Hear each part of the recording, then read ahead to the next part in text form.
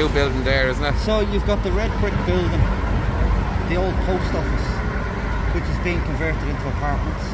And then directly across the road you've got Kyo's, which was recently sold, and that's believed to be getting converted into apartments.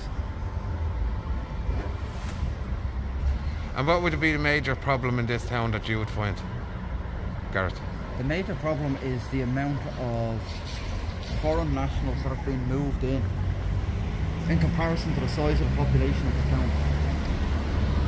They have taken up every piece of available accommodation and done it in such a way that the prices are being driven up, and the Irish aren't being given any supports to afford these houses. And what do you think is the best solution then? Best solution is first to enforce the laws we currently have under our immigration and not allow our government to bring in any new legislation that gives them power to dictate who can and cannot come into our country. The rules are clear. If you don't have a passport, you don't get in. Yeah. Yeah. At the moment, our authorities are subverting that whole process, as it's documented, that it's in the media, that so many undocumented people have arrived in the country. People don't just arrive in our country. We're an island. People fly into our country or they come in by boat, both of which have guarded checkpoints. I've been through them myself. Yeah. And like, considering we're the most western country in Europe, well, the amount of countries that they have to come through just to get here. They're travelling through every Eastern European country to get here, because this is Treasure Island. This is where they get everything handed to them and they don't have to work for it. Yeah. Yeah. My children are going to have to work to pay for what we're giving these people in 20 years' time. And you're in a bit of a housing crisis yourself at the moment. I'm in a housing crisis, which again is not of our own making. We have been renting privately for the last 5 years. We found out recently that our landlord has been in litigation with the banks and has lost control of the house, but yet has been collecting rent off us. And I asked him for an updated lease, and he can no longer furnish me with a lease because he doesn't own the house anymore. Right. So now we're looking at being evicted, and we've had foreign nationals every week call to our house telling us that if they find the house empty, they're going to change the locks. We have it on video and we've reported it to the guard station in Longford. 10 reports in 9 months, and not so much as a pulse number or a follow-up.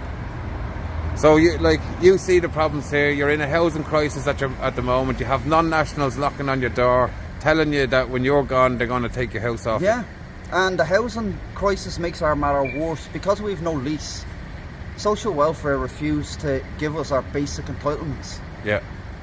At the same time, we've chosen to homeschool our children, and in exercising that right, we found out that Tulsa will come after you with everything they have without reason.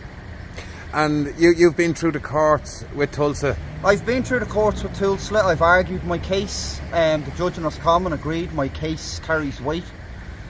But unfortunately... And just to explain exactly what is your case with Tulsa? My case with Tulsa is I won't sign an unconstitutional form.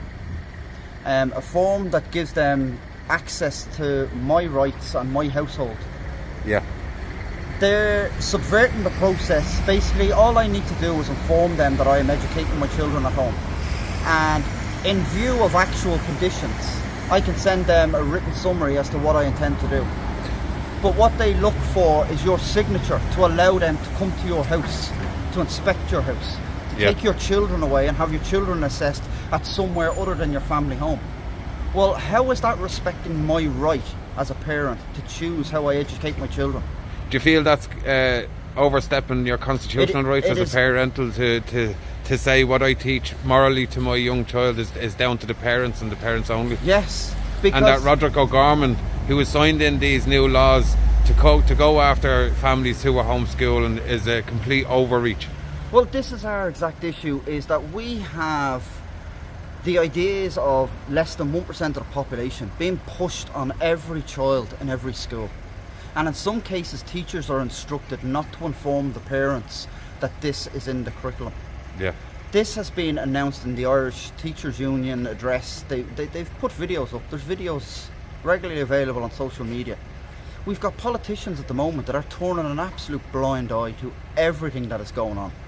I have seen iPass centres being announced through social media only to see local councillors and senators show up with a concerned look on their face and walk off and do nothing. Yeah, they're not even showing up in many cases. In some like, cases, you know, they're not showing up. It's purely a photo op, and I think the Irish people, as a nation, we're just starting to realise enough is enough. Yeah. This can't be putting the long finger anymore. This needs to be dealt with, and it needs to be dealt with today. We need to stop the mass immigration. We need to stop the destruction of our culture. Yeah, and that's why you're running in the local elections across Longford. I'll be your local candidate here in Longford Town. I'm running in the Longford Municipal District. My name is Garrett McKendry. I am simply a father of 5 boys, and I don't know how I'm going to provide for my kids in 10 years' time when everybody around me is being given roofs and everything else for free. I have to pay the extortionate bills to feed my family. I have to go without to feed my boys. And as a father, that's always going to be my first choice. But I'm being forced down this road because we can't make ends meet. Because we don't get all the handouts that everybody else seems to be getting. And you're out campaigning now a couple of weeks. How are you finding the reception? I'm not a public speaker. I didn't want to be doing this. I'd rather just kept my private life to myself.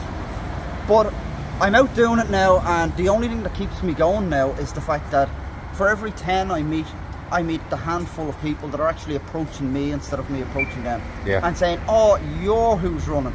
Brilliant. Thank goodness. It's great to put a name to the face, and likewise. Yeah, you've had your boards now around the place for get really a couple of weeks. Attention. Really, really good attention. Yeah. We put them in some very iconic spots around the town and in and out of the town. And that is my main comment I get from social media and people I meet here on the street is we've seen the boards, they're fantastic. Brilliant. Best of luck in Thank the you very locals. much, Andy, and thanks for all the support, and let's see if we can do things right this time around.